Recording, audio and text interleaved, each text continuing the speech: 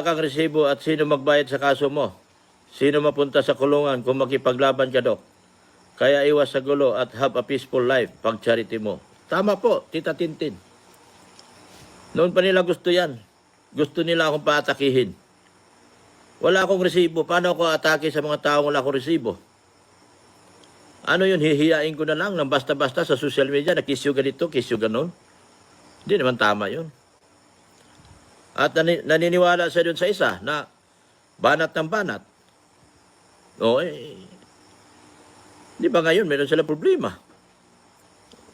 Mahirap yun. Alam ko ang kaso, mahirap ang may kaso. Napakahirap ng may kaso. Oh? Kailangan mo ng resibo. Paano ka mag-kontrademanda? Wala ka man ng resibong may pakita. Paano ka makapaningil ng danyos? Wala ka namang resibong mapapakita. Talo ka talaga pag walang resibo. Yan ang totoo. Wala akong mga resibong hawak para tirahin yung mga tao. Totoo yan. Maaaring tinanggal ka na nila, pero hindi tayo magtatanim ng galit. Dapat nga magpasalamat tayo na natanggap tayo sa kanila. Pero yung magtanim ka ng galit, hindi po maganda yun.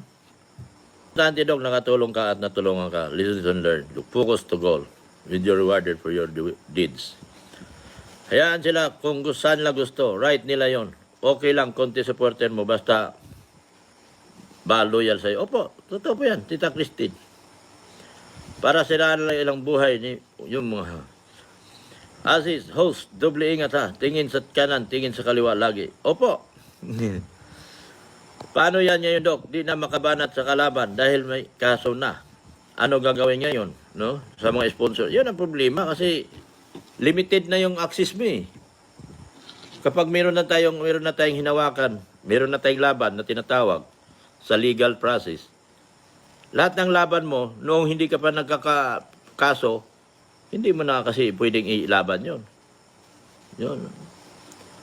So, kung abutin kayo ng 2 taon dyan o 3 taon, 3 taon kang tahimik. Wala na. O wala na rin. Tapos nagastusan ka pa. Tulad ko, sinasabi ko lagi, wala akong resibo. Paano ko tirahin yung mga taong wala akong resibo? Pangalawa, may tinatawag tayong utang na loob sa kanila. Dahil di naman talaga may pagkaila sa lahat, nagaling kas kanila. Di ba? At saka, baka magalit kayo sa ganun ha, nagaling ako sa kanila. Sinabi ko lang totoo, nagaling ako sa kanila. Oh. Tapos wala akong resibo para banatan sila.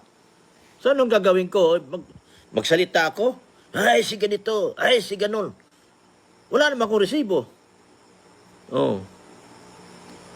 Kaya mahirap sa lahat. Mahirap sa lahat po. Yan po ang isa sa kadahilan na kinagalit nila sa akin.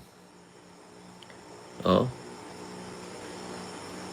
Yan ang isa sa dahilan na ikinagalit nila sa akin. Mga bagay na hindi ko kayang isugal yung buhay ko sa mga bagay na hindi ko sigurado. Pareho kami na sa social media. Lahat ng mga namin dito, na.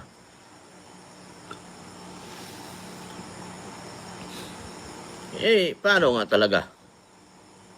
Nung mga grabe.